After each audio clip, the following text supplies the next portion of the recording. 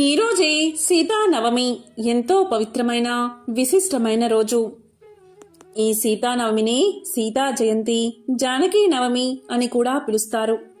మరి ఎంతో విశేషమైన ఈ రోజు ఈ కథలను విన్నా, చదివినా, చెప్పినా, వినిపించినా సకల శుభాలు కలుగుతాయి. ఆ లక్ష్మీనారాయణల అనుగ్రహం తప్పకుండా మీకు కలుగుతుంది. మరి ఆ కథలేంటో ఇప్పుడు ఈ వీడియోలో తెలుసుకుందాం. మిథిలాపుర రాజైన జనక మహారాజు ఒకరోజు యాగం చేస్తూ భూమిని దున్నుతూ ఉండగా నాగలికి ఒక పెట్టె అడ్డుపడింది. ఆ పెట్టెను తెరిచి చూడగా అందులో ఒక పసిపిల్ల కనిపించింది. నాగటి చాలులో దొరికినందుకు ఆమెకు సీత అనే పేరు పెట్టి జనక మహారాజు ఆయన భార్య అయిన సునైన ఆ బిడ్డను అల్లారు ముద్దుగా పెంచుకుంటున్నారు. కనుక సీత భూదేవి కుమార్తె అంటారు. శ్రీ సీతమ్మ జన్మ నక్షత్రం ఆశ్లేష నక్షత్రం. సీత గర్భంలో జన్మించలేదు కనుక అయోనిజ అంటారు. వేదవతి జానకిగా పునర్జన్మించిందని కొందరు అంటూ ఉంటారు. శ్రీ మహావిష్ణువు గురించి ఘోర తపస్సు చేస్తున్న వేదవతిని రావణుడు అపహరించడానికి ప్రయత్నిస్తాడు. అతని బారి నుండి తప్పించుకోవడానికి వేదవతి అగ్నిలో దూకింది. వచ్చే జన్మలో నా కారణంగానే నీకు మరణం సంభవిస్తుందని శపిస్తుంది వేదవతి. ఆ వేదవతి సీతగా జన్మించిందని కొందరు అంటూ ఉంటారు. జనక మహారాజు కూతురైన సీతాదేవికి దశరథ కుమారుడైన రామునితో వివాహం జరుగుతుంది. ఆ తరువాత 14 సంవత్సరాల వనవాసం. ఆ తరువాత సీతాపహరణం. సీతను అపహరించిన రావణుడు ఆమెను లంకలో బంధించి రాక్షస స్త్రీలను కాపలాగా ఉంచుతాడు. లంకలో సీత బందీగా ఉన్న విషయం హనుమంతుడి ద్వారా తెలుసుకున్న రాముడు వానరసేనతో సేతువు నిర్మించి సముద్రాన్ని దాటతాడు. యుద్ధంలో ఇంద్రజిత్తు, కుంభకర్ణుడు లాంటి రాక్షస వీరులు హతమవుతారు. రావణ సంహారంతో యుద్ధం ముగుస్తుంది. రావణ సంహారం తర్వాత ఆ కబురు సీతమ్మ తల్లికి చెప్పేందుకు హనుమంతుడు అశోకవనానికి చేరతాడు. అమ్మా, ఇకపై ఈ లంకా రాజ్యాన్ని ఏలేది విభీషణుడే. రావణ సంహారం జరిగింది. మీరు ఇక్కడి నుండి బయలుదేరే ముందు ఒక్క ఆజ్ఞ ఇవ్వండి తల్లి.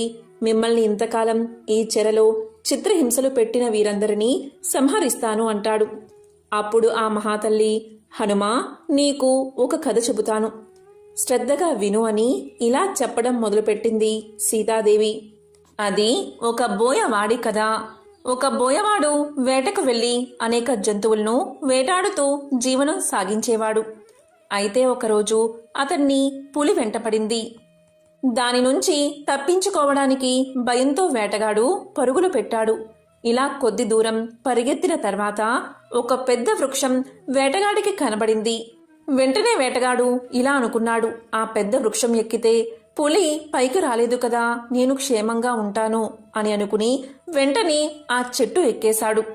ఆ చెట్టు పైకి ఎక్కుతూ ఉండగా చూస్తే ఆ చెట్టు పైన ఒక ఎలుగుబంటి ఉంది. దాన్ని చూడ్డంతోనే వేటగాడి పై ప్రాణాలు పైనే పోయాయి. అతడి భయాన్ని గ్రహించిన ఆ ఎలుగుబంటి, తెలుసో తెలియకో నా దగ్గరకు వచ్చావు కాబట్టి నేను నిన్ను చంపను అని వేటగాడికి అభయాన్ని ఇస్తుంది ఎలుగుబంటి. ఎలుగుబంటి మాటలతో వేటగాడు ఊరట చెందుతాడు.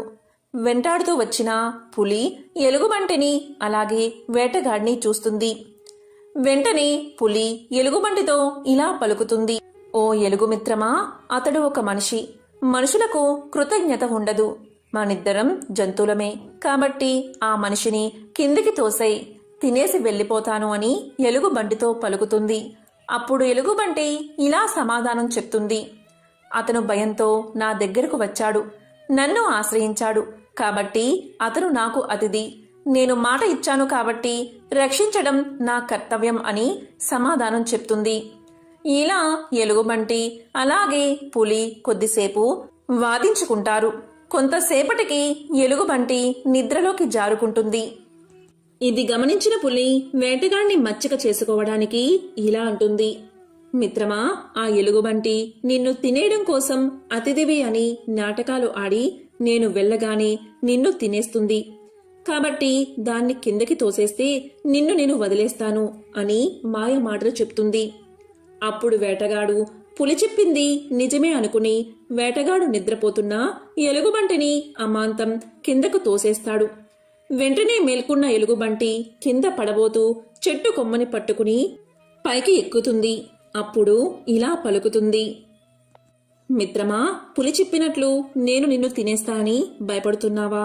భయపడకు, నువ్వు నా అతిథివి అని అక్కడే ఉన్న ఆహారాన్ని వేటగాడికి అందజేస్తుంది ఎలుగుబంటి. అప్పుడు పులి ఎలుగుబంటితో, చూసావా ఎలుగు మిత్రమా, నేను చెప్పిన మాటలు విని ఆ వేటగాడు నిన్ను తోయడానికి కూడా సందేహించలేదు. మానవులు స్వార్థపరులు. ఈ నీచ మానవులు తమ స్వార్థం కోసం ఆశ్రయం ఇచ్చిన వారిని కూడా చంపడానికి వెనుకాడరు. వీళ్ళు వట్టి కృతజ్ఞులు. అందుకే చెప్తున్నా, అతన్ని కిందికి తోసేయి, తినేసి వెళ్ళిపోతాను అంది పులి. దీనికి ఎలుగుబంటి చిన్నగా నవ్వి ఊరుకుంది. చేసేది లేక పులి అక్కడి నుండి వెళ్లిపోయింది. తమకు హాని తలపెట్టిన వారికి కూడా మేలు చేయడం ఉత్తముల లక్షణం కనుక హనుమ వీరు వారి ప్రభువైన రావణుడు చెప్పినట్లు చేశారు. వీరు అపకారం తలపెట్టారు కదా అని ఇప్పుడు బలహీనమైన ఈ జాతికి హాని చేయడం అనవసరం, అధర్మం కూడా అండంతో అమ్మ మాటలకు ముగ్ధుడైన హనుమ మోకరిల్లి అమ్మకు నమస్కారం చేశాడు. శత్రువుల్లో కూడా శత్రుత్వాన్ని ఎంతవరకో అంతవరకే చూడాలి కాని ధర్మాన్ని వీడకూడదు అన్నది సీతమ్మ మాట. మన పురాణాలు మనిషి జీవిత గమనానికి మార్గదర్శకాలు. రామాయణం మానవుడు ఏ విధంగా జీవించాలో తెలిపితే, మహాభారతం మనిషిలోని మంచి చెడుల విచక్షణ నేర్పుతుంది. సీతాదేవికి సంబంధించిన మరొక కథను ఇప్పుడు తెలుసుకుందాం. 14 సంవత్సరాల వనవాసం ముగించుకుని శ్రీరాముడు సీతా లక్ష్మణ హనుమల సమేతంగా తిరిగి రాజ్యానికి వచ్చినప్పుడు జరిగిన కథ ఇది. వారు అయోధ్యను వీడి 14 సంవత్సరాల వనవాసానికి వెళ్తున్నప్పుడు తిరిగి రాజ్యానికి క్షేమంగా చేరితే సరయూ నదికి పరివాహక ప్రాంతానికి పూజలు చేస్తానని సీతాదేవి ప్రమాణం చేసింది. ఆ క్రమంలో భాగంగా వనవాసం పూర్తి చేసుకుని అయోధ్యకు క్షేమంగా చేరిన నేపథ్యంలో భాగంగా సరయూ నదీ తీరానికి వెళ్లాలని నిశ్చయించుకుంటుంది సీతమ్మ. 14 సంవత్సరాల వనవాసంలో రావణాసుడి కారణంగా ఎన్నో కష్టాలను అనుభవించినా కూడా క్షేమంగా ఇంటికి చేరిన సీతాదేవి చేసిన ప్రమాణం నిలబెట్టుకునే క్రమంలో భాగంగా రాజ్య పాలనలో ఉన్న శ్రీరాముడికి అంతరాయం కలగకుండా లక్ష్మణుణ్ణి తనకు తోడుగా రావాలని సహకారం కోరింది. లక్ష్మణుడు తోడురాగా సీతాదేవి సరయూ నదికి చేరుకుంది. హనుమంతుడు కూడా తోడుగా వస్తానని చెప్పగా సీతాదేవి వారించడంతో సీతాదేవికి అనుమానం రాకుండా రహస్యంగా కాపాడుతూ వీరిని అనుసరిస్తూ వెళ్లాడు హనుమ. క్రమేణా సీతాలక్ష్మణులు ఆ స్థలానికి చేరుకున్న పక్షంలో హనుమంతుడు నదికి సమీపంలోని ఒక చెట్టు వెనుకగా ఇద్దరికీ కనబడకుండా దాక్కుని వీళ్ళిద్దరినీ చూస్తూ ఉన్నాడు. సీతాదేవి లక్ష్మణులు కూడా ఈ విషయాన్ని గమనించలేదు. సీతాదేవి పూజ కోసం సిద్ధమైన సమయంలో నదిలోని నీటిని తీసుకుని రావాల్సిందిగా లక్ష్మణుణ్ణి సీతాదేవి ఆజ్ఞాపిస్తుంది. దాంతో లక్ష్మణుడు నీటిని తీసుకురావడానికి బయలుదేరతాడు. హనుమంతుడు మాత్రం చెట్టు వెనక నుండి కాపలా కాస్తూనే ఉంటాడు. నదిలోని నీటిని తీసుకుంటున్న లక్ష్మణుడి మీదకు భయంకరంగా నవ్వుతూ నది నుండి ఒక రాక్షసుడు హూంకరిస్తూ లక్ష్మణుడి పైకి దూకుతాడు. అతనే అఘాసురుడు. అఘాసురుడు చాలా కాలంగా అదే నదిలో ఉంటూ చుట్టుపక్కల ప్రజలను వేధిస్తూ కాలం గడుపుతున్నాడు. అతను లక్ష్మణుణ్ణి మింగేయాలని ప్రయత్నిస్తాడు. ఈ సంఘటనంతా దూరం నుంచి గమనిస్తున్న సీతాదేవి పరుగున వచ్చి అఘాసురుడు లక్ష్మణుణ్ణి మింగబోయే సమయానికి తన దైవిక శక్తులతో తానే లక్ష్మణుణ్ణి మింగేస్తుంది. అప్పుడు హనుమంతుడు కూడా ఆశ్చర్యపోతాడు. అప్పుడు సీతాదేవి వెలుగులు విరజిమ్ముతూ దైవిక రూపంగా నిల్చుని ఉంటుంది. అప్పుడు అనగాసురుడు సీతాదేవిని సైతం మింగాల్ని చూస్తాడు. ఇదంతా గమనిస్తున్న హనుమంతుడు చటుక్కున అక్కడికి చేరుకుని సరయూ నది నీటినంతా ఒక గుండ్రని బంతివలే మార్చి రాక్షసుడి నుండి సీతాదేవిని లక్ష్మణుణ్ణి తప్పిస్తాడు. జరిగిన తంతునంతా రాముడికి పూర్తిగా వివరిస్తాడు హనుమంతుడు. వారిద్దరికీ అంటే లక్ష్మణుడికి సీతాదేవికి తిరిగి మానవ రూపం దాల్చేలా వరం ఇవ్వమని ప్రార్థిస్తాడు హనుమ. అప్పుడు రాముడు ఇలా పలుకుతాడు: హనుమ, సీతాలక్ష్మణులు కేవలం మనుషులు మాత్రమే కాదు, దైవిక అవతారాలు అని. రాముడి ఆదేశం ప్రకారం హనుమంతుడు ఆ నదిలోకి నీటిని తిరిగి కురిపించి రాక్షసుణ్ణి సంహరిస్తాడు హనుమంతుడు. సీతాదేవి సాక్షాత్తు లక్ష్మీదేవి అవతారం. సీతాదేవి పవిత్రత ఎంత శక్తివంతమైనది అంటే ఆమెను రావణాసుడు అపహరించి బందీగా ఉంచినప్పుడు కూడా ఆమె ఎప్పుడూ నిరంతరము రాముణ్ణి ధ్యానిస్తూనే ఉండేది. దానివల్ల రావణాసురుడు ఆమె దగ్గరకు కూడా వెళ్ళలేకపోయాడు. రావణుడి చెర నుండి రాముడు ఆమెను రక్షించినప్పుడు ఆమె తన స్వచ్ఛతను నిరూపించుకోవడానికి అగ్నిలో దూకింది. సీత తన జీవితాంతం అరణ్యంలో మహర్షి వాల్మీకి ఆశ్రమంలోనే గడిపింది. అక్కడ 2 కుమారులను అంటే లవకుశులకు జన్మని ఇచ్చింది. ఈ రోజున శ్రీరాముడితో పాటు సీతామాతను కూడా పూజిస్తే లక్ష్మీనారాయణల కటాక్షం దొరుకుతుందట. శివధనస్సు విరిచిన శ్రీరాముడి మెడలో సీత వరమాల వేసింది. వేద మంత్రాల సాక్షిగా రాముడి వెంట 7 అడుగులు నడిచింది. అపురూపంగా అల్లారు ముద్దుగా పెరిగిన సీత అత్తవారిల్లు అయోధ్య అయినందుకు పొంగిపోయింది. సూర్యవంశీకుల ఇంటికి కోడలిగా వెళ్తున్నందుకు ఎంతగానో ఆనందించింది. సీతమ్మ లేని మిథిలా నగరంలో ఉండలేమని అక్కడి ప్రజలు ఎంతో బాధపడ్డారు. అసమాన పరాక్రమవంతుడైన రామయ్య చేతిలో ఆమెను పెట్టినందుకు ఎంతో సంతోషించారు. కాని పరిస్థితులు ఒక్కసారిగా మారిపోయి రాముడితో సీతమ్మ వనవాసానికి వెళ్లవలసి వచ్చింది. మేడలకి దూరమైనందుకు సీతమ్మ బాధపడలేదు. రాముడి నీడలో ఉండే భాగ్యం లభించినందుకు ఎంతగానో సంతోషించింది. చలువరాతి మందిరాలు తప్ప మరేమీ తెలియని సీతమ్మ కారడవులలో కాలినడకన రాముణ్ణి అనుసరించింది. దశరథుడు చనిపోయిన సమయంలో రాముడి మనసుకు ఆమె ఎంతో ఊరట కలిగించింది. రాముడు అపహరించుకుపోగా రాముడు వచ్చేంత వరకు పాతివ్రత్యం చేత తనని తాను రక్షించుకుంది. లంకా నగరానికి ముందుగా వచ్చిన హనుమంతుడు తాను రాముడి సన్నిధికి తీసుకువెళతాను అంటే నిరాకరిస్తుంది. రాముడు వచ్చి రావణుడిపై విజయ శంఖాన్ని పూరించి తీసుకువెళ్లడమే క్షత్రియ ధర్మమని చెబుతుంది. సీత పవిత్రత గురించి రాముడికి తెలిసినా లోకం నింద చేయకూడదనే ఉద్దేశంతో అగ్ని ప్రవేశం చేయమనగానే సీతమ్మ చేస్తుంది. ఎలాంటి పరిస్థితుల్లోనూ ఒక్క మాట వలన కూడా రామచంద్రుడి మనసు నొప్పించని మహా ఇల్లాలు సీత. అందుకే ఆమె లక్ష్మీ స్వరూపంగానే కాదు, మహిళా లోకానికి ఆదర్శమూర్తిగానూ నిలిచింది. జనక మహారాజుకి నాగేటి చాలులో పసికందుగా లభించింది. సీతానవమిని దేశంలోని చాలా ప్రాంతాల్లో పెద్ద ఎత్తున జరుపుకుంటారు. సీతా జయంతిని పురస్కరించుకుని ఈ వేడుకలు చేసుకుంటారు. శ్రీరాముడి భార్య సీతాదేవి స్వచ్ఛతకు నిజాయితీకి నిలువెత్తు రూపం. సీతాదేవిని జానకీదేవిగా కూడా కొలుస్తారు. యుగాలు మారిన సీతారాములను ఆదర్శ దంపతులుగా చెప్పుకుంటారు. ఆలోమగల అనురాగానికి ఈ జంట అన్ని కాలాల్లోనూ ప్రతీకగా నిలిచింది.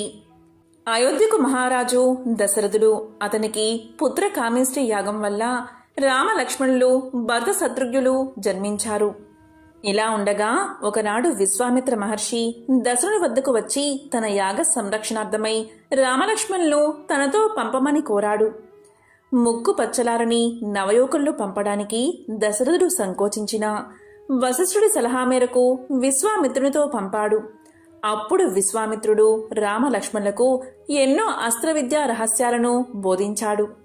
దారిలో రామలక్ష్మణులు తాటకి అని రాక్షసిని సంహరించారు. గంగానదిని దర్శించారు. రాముని పాదం సోకి అహల్యకు శాప విమోచనం జరిగింది. రామలక్ష్మణుల రక్షణలో యాగం జయప్రదంగా జరిగింది. తిరుగుదారిలో రామలక్ష్మణులు విశ్వామిత్రునితో కలిసి జనకుని రాజధాని అయిన మిథిలా నగరానికి చేరుకున్నారు. జనక మహారాజు విశ్వామిత్రుడి రాకకు ఎంతో సంతోషించాడు. మరనాడు తెల్లవారగానే ఆయన విశ్వామిత్రుణ్ణి రామ లక్ష్మణులను యజ్ఞశాలకు పిలిపించాడు. జనకుడు తన దగ్గర ఉండే శివధనస్సు గురించి విశ్వామిత్రుడికి ఇలా చెప్పాడు. దక్షయజ్ఞ సమయంలో పరమశివుడు ఆ ధనస్సు ఎత్తి దేవతలను చంపబోయాడు. చివరకు దేవతల మొరవిని ఆ ప్రయత్నం మాని ఆ ధనస్సును దేవతలకే ఇచ్చేశాడు. దేవరాతుడు అనే వాని కాలం నుంచి ధనస్సు జనక మహారాజు యొక్క వంశంలోనే ఉంటున్నది. దాన్ని ఎవరూ కూడా ఎక్కువ పెట్టలేరు, కనీసం కదిలించలేనూ లేరు. ఒకప్పుడు జనకుడు యజ్ఞం కోసం భూమి దున్నుతూ ఉండగా చాలులో నుండి ఒక ఆడశిశువు పైకి వచ్చింది. ఆమెకు సీత అనే పేరు పెట్టుకుని తన కుమార్తెలాగా పెంచుతూ వస్తున్నాడు జనకుడు. శివధనస్సును ఎక్కువ పెట్టిన వారికి సీతను ఇచ్చి పెళ్లి చేయడానికి ఆయన నిశ్చయించాడు. ఆ సంగతి తెలిసి ఎందరో రాజకుమారులు వచ్చి ఆ ధనస్సును ఎక్కువ పెట్టలేకపోయారు. చివరకు ఈ ఓడిపోయిన రాజులు ఏకమై దండెత్తి వచ్చి 1 ఏడాది పాటు నగరాన్ని ముట్టడించారు. అప్పుడు జనకుడు ఏమీ చేయడానికి శక్తి లేక దేవతలను ప్రార్థించాడు. దాంతో దేవతలంతా ఆ నగరాన్ని ముట్టడించిన రాజకుమారులను పారద్రోలారు. ఈ విధంగా జనకుడు విశ్వామిత్రుడికి శివధనస్సు గురించి తెలియచేశాడు. అప్పుడు విశ్వామిత్రుడు విషయమంతా తెలుసుకున్నాక ఆ ధనస్సును రాముడికి చూపించమన్నాడు. దాన్ని తీసుకురావడానికి జనకుడు మనుషులను నగరంలోకి పంపాడు. 8 చక్రాలు గల ఇనుప పెట్టెలో ఉండే ఆ శివధనస్సును నగరం నుంచి యజ్ఞశాలకు తీసుకువచ్చారు. అప్పుడు రాముడు దీన్ని ఎత్తడానికి ఎక్కువ పెట్టడానికి నాకు శక్తి ఉందేమో చూస్తాను అంటూ రాముడు పెట్టె తెరిచి ధనస్సును మధ్య భాగంలో పట్టుకుని పైకెత్తి అవలేలగా తాడు తగిలించాడు. దానికి అతను బాణం పెట్టడానికి ప్రయత్నించగా అది ఉరుములాంటి శబ్దంతో మధ్యకు విరిగిపోయింది. దీంతో జనకుడు పరమ ఆనందం చెంది సీతను శౌర్యవంతుడికే ఇవ్వాలని అనుకున్నాను. ఇప్పటికీ నా ఆశ నెరవేరింది. ఈ కుర్రవాడు సీతకు అర్హుడు. వీరిద్దరి వివాహ విషయం ఇప్పుడే అయోధ్యకు కబురు చేస్తాను అన్నాడు. అప్పుడు జనకుడి దూతలు 3 రోజులు ప్రయాణం చేసి 4వ రోజు ఉదయానికి అయోధ్య చేరి దశరథుడితో శివ ధనుర్భంగం వృత్తాంతం చెప్పి సీతారాముల వివాహానికి తరలి రమ్మని కోరారు. అప్పుడు దశరథ మహారాజు ఈ వార్త విని ఎంతగానో సంతోషించి మంత్రులతో సంప్రదించి జనక మహారాజుతో సంబంధం మంచిదే అని తెలుసుకున్నాడు. అప్పుడు జనకుడు దశరథుడు ఒక చోట చేరారు. జనకుడి వెంట ఆయన తమ్ముడు కుశధ్వజుడు కూడా ఉన్నాడు. దశరథుడి తరపున వశిష్ఠుడు జనకుడికి దశరథుడి వంశావళి అంతా సమగ్రంగా చెప్పాడు. తరువాత జనకుడు తన వంశావళిని తానే దశరథుడికి చెప్పాడు. రెండూ కూడా గొప్ప వంశాలు, వియ్యం పొందదగినవి. జనక మహారాజుకు సీతకాక ఊర్మిళ అనే కుమార్తె ఉంది. ఆయన తమ్ముడైన కుశధ్వజుడికి మాండవి, శృతకీర్తి అనే 2 కూతుళ్లు ఉన్నారు.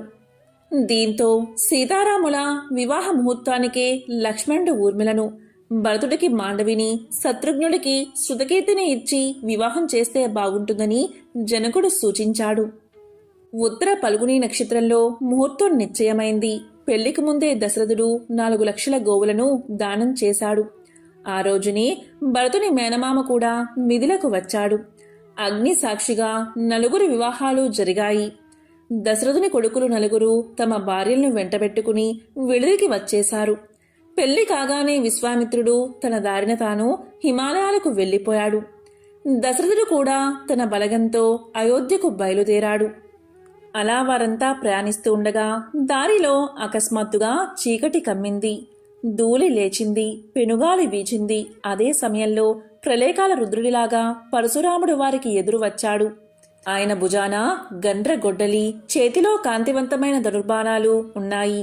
ఆయన రాముడితో, ఓ రామా, నువ్వు మహాశివుడు ధనస్సు విరిచావని విన్నాను. చాలా ప్రజ్ఞ కలవాడివైతే నువ్వు దానికన్నా శక్తివంతమైన ఈ విష్ణు ధనస్సు ఎక్కువ పెట్టగలవేమో చూడు. అంత శక్తి నీకు ఉన్నట్లయితే నాతో ద్వంద్వ యుద్ధం చేద్దువు కాని అన్నాడు పరశురాముడు. పరశురాముడు రాముడితో విష్ణు ధనస్సు గురించి ఇలా చెప్పాడు. దీన్ని కూడా ఓ రామా విశ్వకర్మే స్వయంగా నిర్మించాడు. శివుడి విల్లులాగే ఇది ధనస్సుల్లో శ్రేష్టమైనది. దీన్ని దేవతలు విష్ణువుకు ఇచ్చారు. శివ విష్ణువుల బలాబలాలు తెలుసుకునేందుకు వారు బ్రహ్మ ద్వారా కలహం పెట్టించారు. ఇద్దరికీ చెరొక గొప్ప విల్లు ఉన్నది. వారు మహాభయంకరమైన యుద్ధం చేశారు. ఆ యుద్ధంలో విష్ణువుదే పైచెయ్యి అయినది.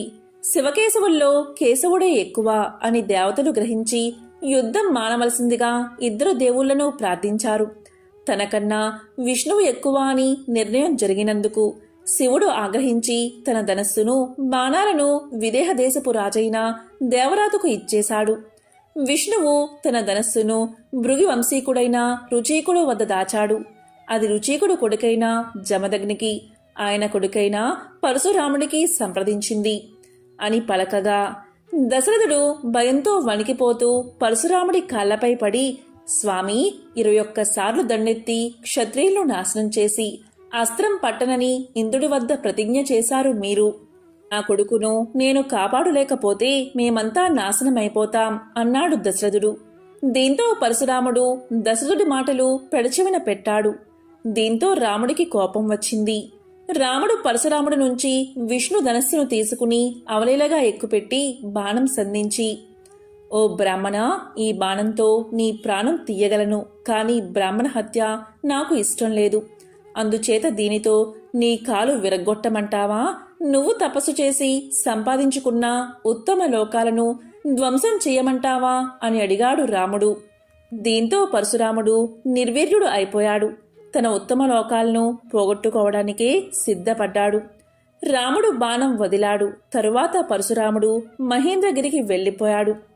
అప్పుడు రాముడు మూర్ఛపోయినా తన తండ్రిని లేపి అందరూ కూడా అయోధ్యకు చేరుకున్నారు.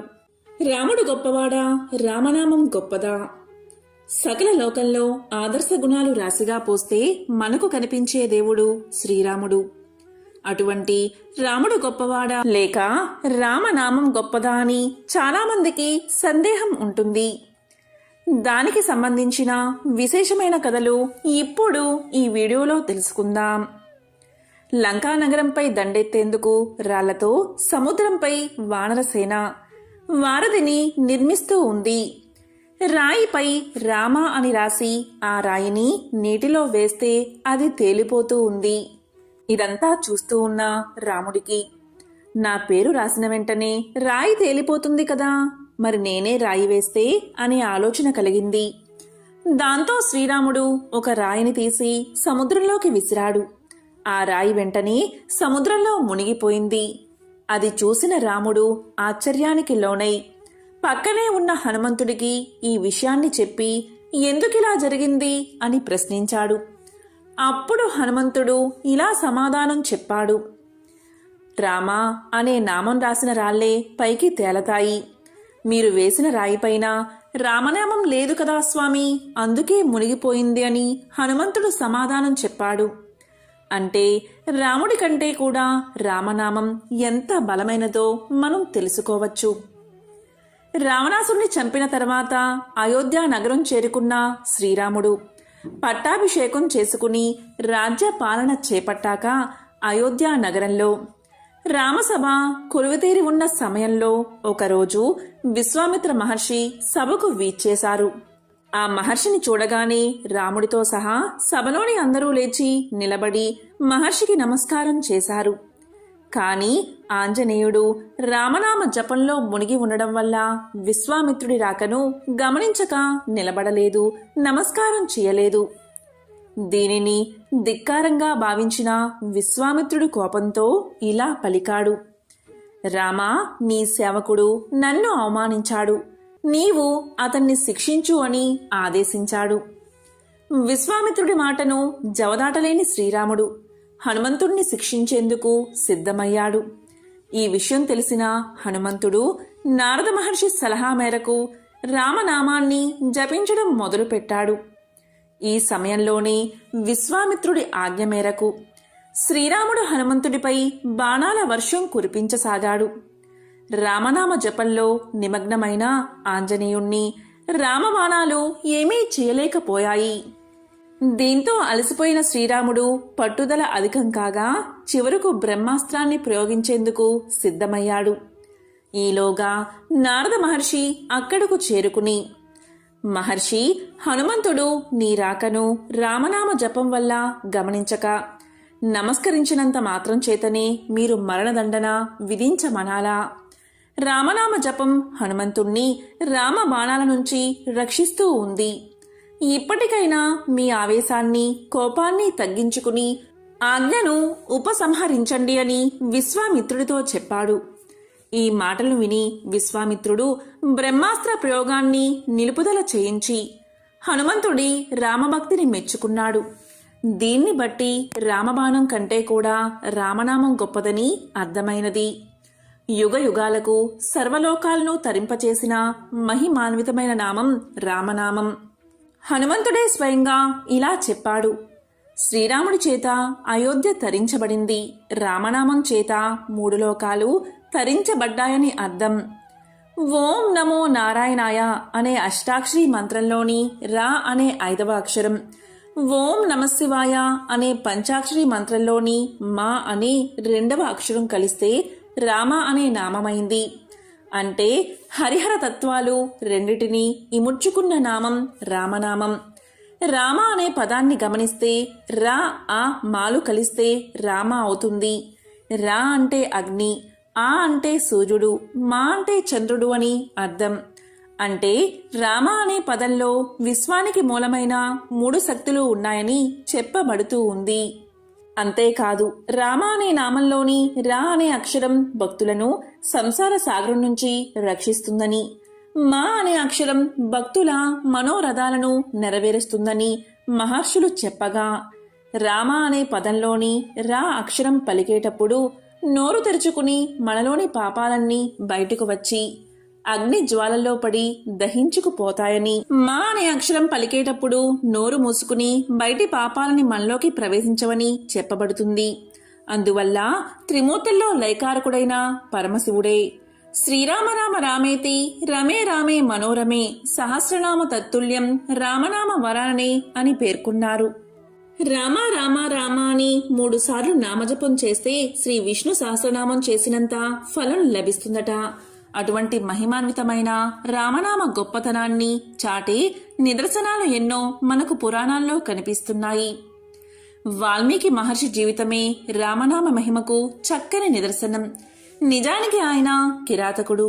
మహర్షులు చెప్పినట్లుగా మర అనే మాటను జపం చేస్తూ కొంతకాలానికి మర అనే పదం రామగా మారింది. ఆయనపై పుట్ట పెరిగింది. చివరకు నారద మహర్షి ఉపదేశంతో వెలికి వచ్చి రామనామ గొప్పతనాన్ని తెలుసుకుని వాల్మీకి అయ్యి రామాయణాన్ని మనకు అందించాడు. రాముడి కంటే రామనామం అంత గొప్పది. పూర్వం ఒకసారి శనీశ్వరుడు ఎలాగైనా హనుమంతుణ్ణి ఆవహించి కష్టాల పాలు చెయ్యాలని భావించి హనుమంతుడి వద్దకు చేరుకుంటాడు. ఆ సమయంలో హనుమంతుడు రామనామాన్ని జపిస్తూ ఉన్నాడు. హనుమంతుణ్ణి సమీపించి శనీశ్వరుడు తన మనసులోని కోరికను చెప్పగా హనుమంతుడు ఇలా పలికాడు: నేను ప్రస్తుతం రామనామ జపంలో మునిగి ఉన్నాను. రామనామ జపం ముగిసిన తర్వాత నీవు నన్ను ఆవహించు అని సమాధానం ఇచ్చాడు. అందుకు అంగీకరించిన శనీశ్వరుడు నిరీక్షించసాగాడు. రామనామ జపాన్ని హనుమంతుడు ఎప్పుడు ముగుస్తాడా అని శనిదేవుడు ఆతృతగా ఎదురుచూడసాగాడు. గుండెల నిండుగా సీతారాముల్నే నింపుకున్న హనుమంతుడు రామనామాన్ని ఆపేదెప్పుడు చివరకు నిరీక్షించి విసుగు చెందిన శనిదేవుడు రామనామం జపించేవారి దరిచేరడం కష్టమని తెలుసుకుని వెనక్కు వెళ్లిపోయాడు. అంటే శనీశ్వరుడి దరిచేరనీయని శక్తివంతమైన నామం రామనామం. కాబట్టి రామనామాన్ని జపించేవారికి శని బాధలతో పాటు ఎటువంటి గ్రహబాధలు ఉండవని పురాణాలు చెబుతున్నాయి. ఎత్ర ఎత్ర రఘునాథ కీర్తనం తత్ర తత్ర కృత మస్తకాంజలి బాష్పవారి పరిపూర్ణలోచనం మారుతీం సమత రాక్షసాంతకం. అంటే ఎక్కడ రామనామం వినిపిస్తూ ఉంటుందో అక్కడ కళ్ళు నిండా ఆనంద బాష్పాలు నింపుకుని తలవంచి నమస్కరిస్తూ నిలబడి ఉంటాడట హనుమంతుడు. రాక్షసులను దోమల్లాగా నలిపి నశింపచేసే ఆ రామభక్తుడైన హనుమంతుడు. దీన్ని బట్టి రామనామాన్ని జపించడం వల్ల హనుమంతుడు ఎప్పుడూ పక్కనే ఉంటాడు, మనల్ని రక్షిస్తూ ఉంటాడు. అనగా రామనామ జపం కేవలం రాముడి కృపనే కాకుండా హనుమంతుడి కృపను కూడా ప్రసాదింపచేస్తుంది. శ్రీరామ జయరామ జయ జయ రామ అనేది 13 అక్షరాల నామమంత్రం. దీన్ని పఠించడం వల్ల కూడా విశేషమైన పుణ్య ఫలితాలు కలుగుతాయి. సమర్థ రామదాసు ఈ మంత్రాన్ని 13 కోట్ల సార్లు జపించి శ్రీరాముడి ప్రత్యక్ష దర్శనాన్ని పొందినట్లు పురాణ కథనం. ఈ రోజే బగలాముఖి జయంతి. అలాగే మాస దుర్గాష్టమి ఎంతో పవిత్రమైన విశిష్టమైన రోజు. ఈరోజు ఏమీ చేయకపోయినా ఈ కథను విన్నా, చదివినా, వినిపించినా సకల శుభాలు కలుగుతాయి. మరి ఆ కథ ఏంటో ఇప్పుడు ఈ వీడియోలో తెలుసుకుందాం. కాళికాదేవి దశ అవతారాల్లో బగలాముఖి ఒకరు. ఈ అమ్మవారిని పీతాంబరి దేవి అని పిలుస్తారు. బంగారు సింహంపై పసుపు వస్త్రాలు ధరించి దర్శనమిచ్చే ఈ అమ్మవారిని ప్రార్థించడం వల్ల శత్రునాశనం జరుగుతుందని నమ్మకం. అన్ని రకాల భయాలు, శత్రునాశనం కోరేవారు బగలాదేవిని ఆరాధించాలి. అమ్మవారి దయ ఉంటే అన్ని సమస్యలు వాటంతట అవే తొలగిపోతాయి.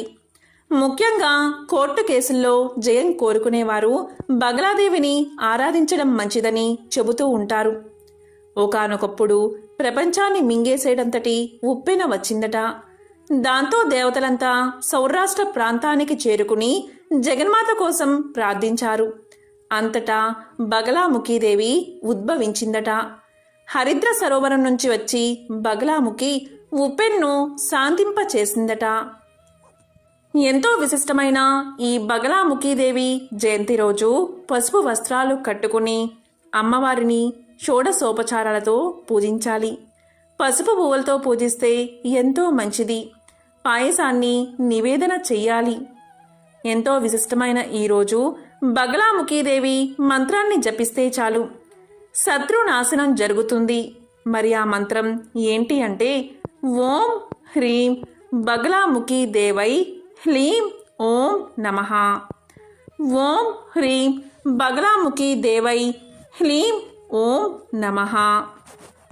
ఈరోజే ఎంతో విశేషమైన మాస దుర్గాష్టమి. పూర్వం పల్లవరాజైన మాధవవర్మ అనే మహారాజు విజయవాటికాపురిని ప్రజారంజకంగా పరిపాలించేవాడు. అతను గొప్ప దేవీ భక్తుడు. తన ప్రజలను తన కన్న బిడ్డల వలె చూసుకునేవాడు. న్యాయానికి, ధర్మానికి ఎక్కువ ప్రాధాన్యత ఇచ్చేవాడు. ఇతని రాజ్యంలో ఒక ధర్మగంట ఉంది. ఎవరికైనా అన్యాయం జరిగినా, ఒకరి వల్ల ఇబ్బందులు కలిగినా వారు న్యాయం కోసం ఈ ధర్మగంటను కొట్టగానే మాధవవర్మ మహారాజు వారిని పిలిపించి న్యాయ విచారణ జరిపి అన్యాయం చేసిన వారికి తగిన శిక్ష విధించేవాడు. శిక్ష విధించడంలో తన మన అన్న తేడా చూపకుండా అందరికీ ఒకే న్యాయం చేసేవాడు. దీంతో ఆ చుట్టుపక్కల రాజ్యంలోని ప్రజలు ఆ మహారాజు పేరును గొప్పగా చెప్పుకునేవారు. ఆ రాజు నిత్యం దుర్గామాతను పూజించేవాడు. దేవి ఆలయాలు కట్టించి అమ్మవారిని భక్తి శ్రద్ధలతో పూజించేవాడు. అమ్మవారు కూడా రాజు యొక్క సత్యనిష్టకు, ధర్మబద్ధతకు ఎంతో సంతోషించేది. ఈ మహారాజుకు ఒక కుమారుడు ఉన్నాడు. అతని పేరు వాహ్యాలి. ఒకరోజు వాహ్యాలి కోటలో ఉన్న ఒక రథాన్ని ఎక్కిపోతూ ఉంటాడు. ఆ రథాన్ని అత్యంత వేగంతో నడుపుతూ ఉంటాడు. రాజుగారి కుమారుడు అవడం వల్ల జనం కూడా ఏమీ అనేవారు కాదు.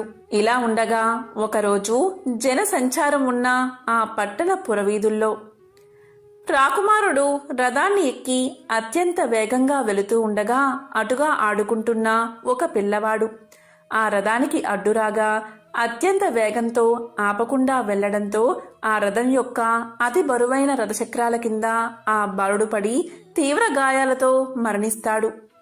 ఆ బాలుడి యొక్క తల్లి నిరుపేదరాలు. ఆ కుమారుడిపైనే ఆశ పెట్టుకుని కాయా కష్టం చేసుకుని జీవితాన్ని గడుపుతూ ఉంది. తన కుమారుడు అలా రథం కింద పడి తన కళ్ళ ముందే ఒళ్ళంతా రక్తంతో తన ఒడిలో ప్రాణాలు వదలడంతో ఆమెకు తీరని శోకం కలిగింది. ఎంతో రోదించింది. ఆ బాధ 9 నెలలు కడుపులో పెంచిన తల్లికే తెలుస్తుంది. ఆ కడుపు తీపి పుత్రుడి మరణాన్ని తట్టుకోలేకపోయింది ఆమె రోదిస్తూ తన పుత్రుణ్ణి ఎత్తుకుని ఆ రాజ్యంలోని ధర్మగంట దగ్గరకు వెళ్లి గంటను గట్టిగా మోగించి ఏడవడం మొదలుపెట్టింది. నా కుమారుణ్ణి కాపాడండి మహారాజా అంటూ ఎంతగానో రోదించింది. అంతటా విషయం తెలుసుకున్న మాధవవర్మ ఆమెను అంతఃపురంలోకి పిలిచి జరిగిందంతా తెలుసుకున్నాడు. తన కుమారుడే ఆ మరణానికి కారణమని తెలుసుకున్నాడు. వెంటనే తన పుత్రుణ్ణి పిలిచి ఎందుకు ఇలా చేశావని గట్టిగా అరిచాడు. దాంతో రాకుమారుడు భయపడి నేను కావాలని చేయలేదు అని సమాధానం చెప్పాడు. తెలిసి చేసినా తెలియక చేసినా తప్పు తప్పే, కాబట్టి ఆ తల్లి శోకానికి కారణమైన నిన్ను కఠినంగా శిక్షిస్తాను అని చెప్పి తన కుమారుడే అన్న విషయం కూడా మరిచి ఆ తల్లికి న్యాయం చెయ్యాలి అనుకుని కఠినమైన నిర్ణయం తీసుకుని తన కుమారుడైన రాకుమారుడికి మరణదండను విధిస్తాడు. వెంటనే సైనికులు రాకుమారుణ్ణి అడవిలోకి తీసుకువెళ్లి తలను నరికివేస్తారు. ఇదంతా గమనిస్తున్న దుర్గామాత మాధవవర్మ యొక్క ధర్మబద్ధమైన తీర్పుకు ఎంతో సంతోషిస్తుంది.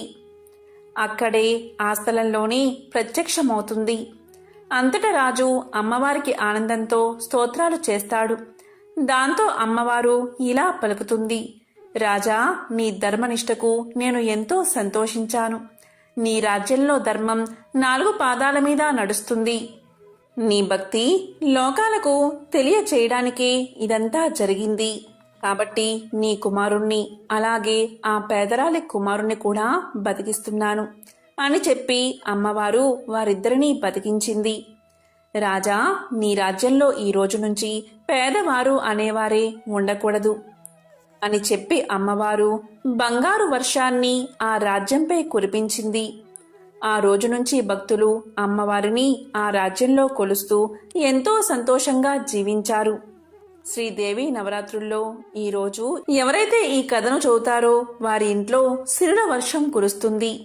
జన్మల పాపాలు దరిద్రం తొలగి సకల శుభాలు కలుగుతాయి. అనగనగా వెంకటాపురం అనే గ్రామంలో గాజుల వ్యాపారి ఉండేవాడు. అతని పేరు దుర్గాదాస్. దుర్గామాత యొక్క భక్తుడు. ఇతను రోజుకి ఒక ఊరు తిరుగుతూ స్త్రీలకు గాజులు వేసేవాడు. ఎల్లప్పుడూ కూడా ఆ దుర్గామాతని స్మరిస్తూ ఉండేవాడు. ఇతను ప్రతి స్త్రీని దుర్గా అని పిలిచేవాడు. ఎవరికి గాజులు వేసినా ఆమెను దుర్గా అని పిలిచేవాడు. ప్రతి స్త్రీని కూడా దుర్గామాతగానే భావించేవాడు. దుర్గాదాస్ ఒకరోజు గాజుల పెట్టెను ఎత్తుకుని గోపాలపురం అనే గ్రామానికి నడుచుకుంటూ వెళ్తూ ఉండగా మార్గ మధ్యలో ఒక నిర్జల ప్రదేశంలో చెరువు పక్కన ఒక అమ్మాయి ఉంది. ఆమె ముత్తైదువు. చక్కగా ముక్కు పుడక, కాళ్లకు పసుపు, నుదుటున పెద్ద బొట్టు పెట్టుకుని ఉంది ఆ అమ్మాయి. ఆమె దుర్గాదాసుని పిలిచి నాకు గాజులు వేస్తావా అని అడిగింది. అప్పుడు దుర్గాదాస్ గాజుల పెట్టెను ఒక చెట్టు కింద దింపాడు. అప్పుడు ఆ అమ్మాయి ఎరుపు, పసుపు, ఆకుపచ్చ రంగుల గాజులను చేతి నిండా వేయించుకుంది. అప్పుడు ఆ అమ్మాయి దుర్గాదాస్తో ఇలా చెప్పింది, నేను మా అత్తవారింట్లో ఉన్నాను. నువ్వు గోపాలపురమే కదా వెళ్తున్నది. శివాలయం పక్కన ఒక పెద్ద అరుగుల ఇల్లు ఉంది. ఆ ఇల్లు మాదే. ఈ గాజులకు డబ్బులు మా నాన్నగారు ఇస్తారు. నువ్వు అక్కడ డబ్బులు తీసుకో అని చెప్పింది. మా నాన్నగారికి నా మీద కోపం ఉంది. మాకు అమ్మాయి లేదు అని నీతో పలుకుతారు. అప్పుడు మా దేవుని గదిలో ఒక పాత కుంకుమ భరణ ఉంటుంది. అందులో ఒక కాసు ఉంటుంది. అది తీసి ఇవ్వమని నువ్వు చెప్పు. దాంతో మా నాన్నగారు కుదరదు అంటారు. అయినా గట్టిగా పట్టుకో. కాసు తీసుకోలేనిదే అస్సలు వదలకు అని ఆమె దుర్గాదాస్తో చెప్తుంది. అప్పుడు దుర్గాదాస్ సరే అని శివాలయం పక్కన ఉన్న ఎత్తు అడుగుల ఇంటికి వస్తాడు. ఆ ఇల్లు చూడడానికి పెద్దదే, అయినా చాలా పేదరికంలో ఉంది. ఆ ఇంటి ముందర వేద విద్యార్థులు కనిపిస్తారు. దుర్గాదాస్ ఇంటి యజమాన్ని పిలిచి ఇలా పలికాడు, అయ్యా, చెరువు దగ్గర మీ అమ్మాయికి గాజులు వేశాను. మీ అమ్మాయి డబ్బులు మీ దగ్గర తీసుకోమని చెప్పింది నాకు. త్వరగా డబ్బు ఇప్పిస్తే వెళ్తాను. ఇంకా ఊరంతా తిరిగి గాజులు వెయ్యాలి అన్నాడు. దానికి రామకృష్ణ పండితుడు ఆశ్చర్యపడి ఇలా అన్నాడు, నాకు అసలు ఆడ సంతానమే లేదు. నువ్వు తప్పుగా మా ఇంటికి వచ్చావు అంటాడు. అప్పుడు దుర్గాదాస్ శివాలయం పక్కన రామకృష్ణ పండితులు అంటే మీరే కదా అని అడుగుతాడు. దానికి రామకృష్ణ పండితుడు అవును నేనే అంటాడు. దానికి దుర్గాదాస్ అయ్యా, ఏమైనా గొడవలు ఉంటే మీరు మీ అమ్మాయి చూసుకోవాలి. చాలా లక్షణమైన అమ్మాయిని కాదనుకుంటున్నారా?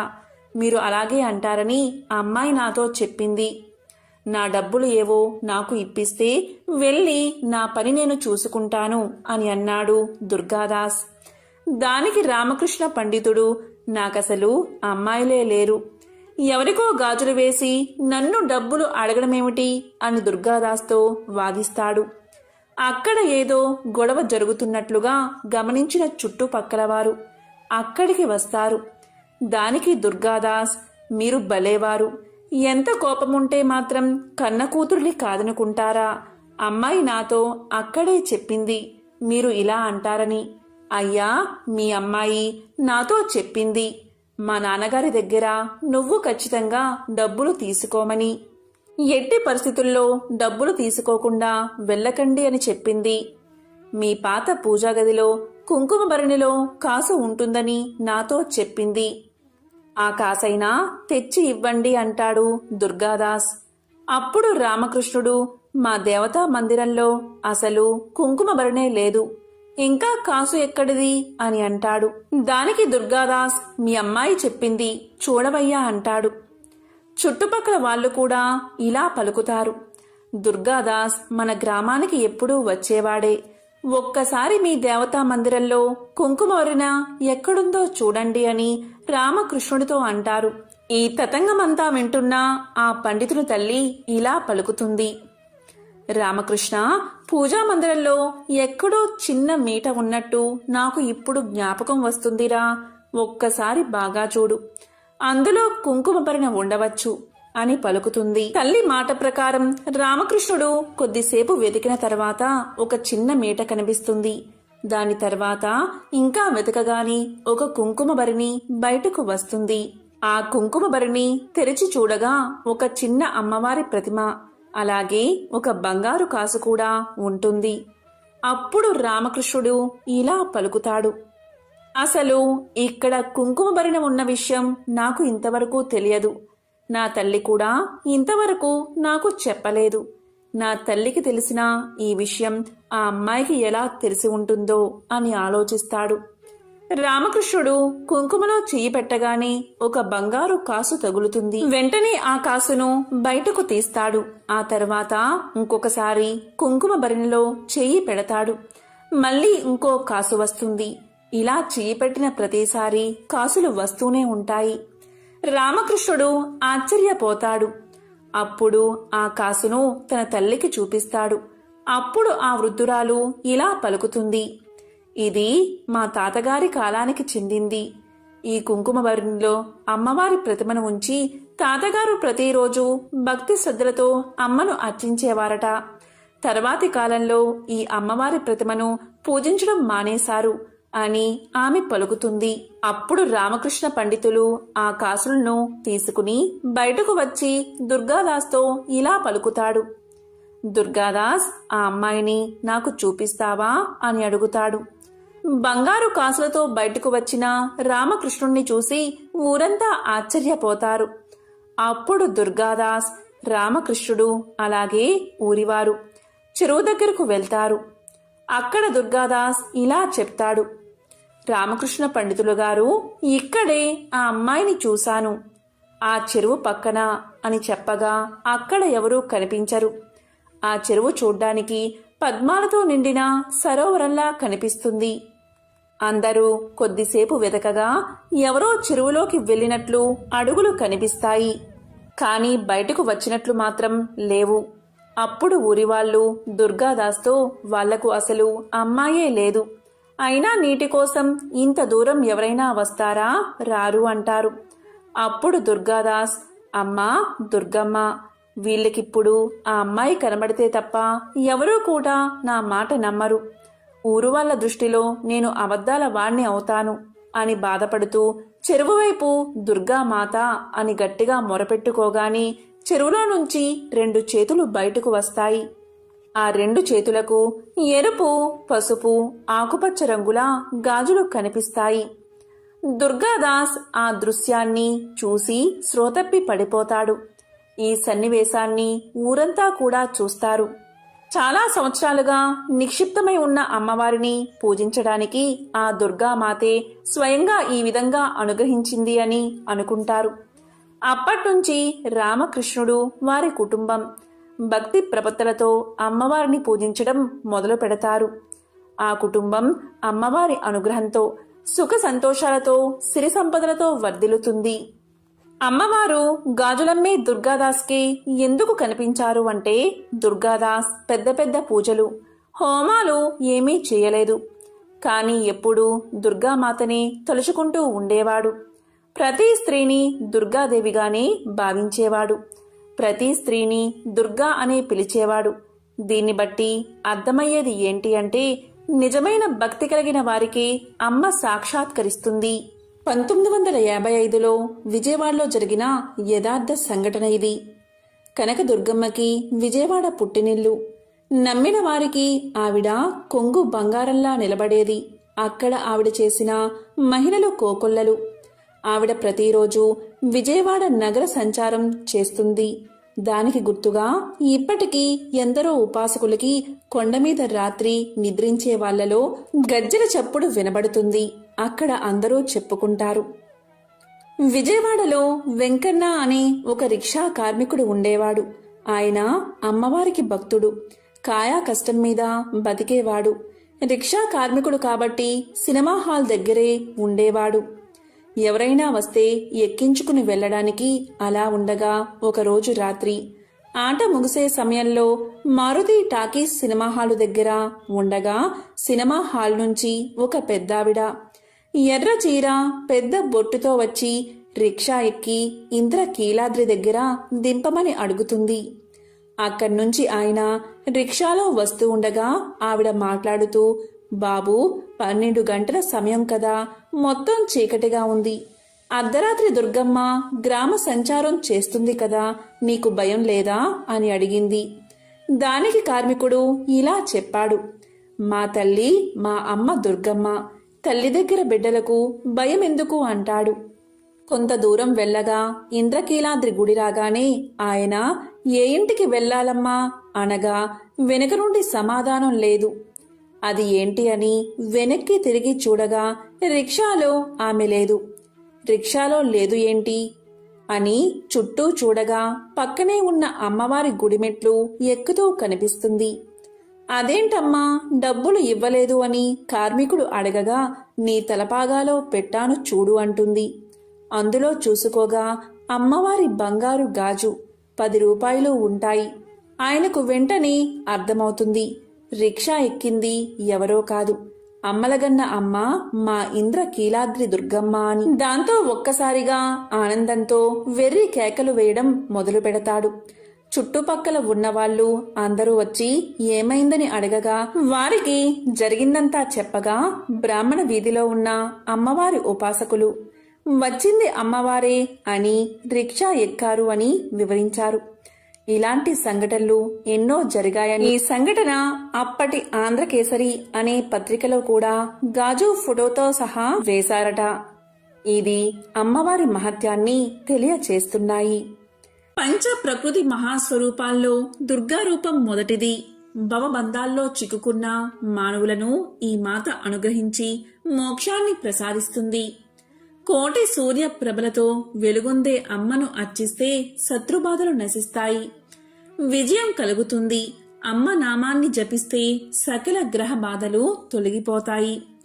ఆరాధకులకు దుర్గాదేవి శీఘ్ర అనుగ్రహకారిణి. ఎర్రని బట్టలు పెట్టి ఎర్ర అక్షింతలు, ఎర్ర పుష్పాలతో అమ్మను పూజించాలి.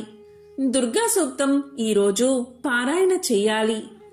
ఓం దుం దుర్గాయే నమః, ఓం దుం దుర్గాయే నమః అనే మంత్రాన్ని పఠించాలి. ఓం దుం దుర్గాయే నమః.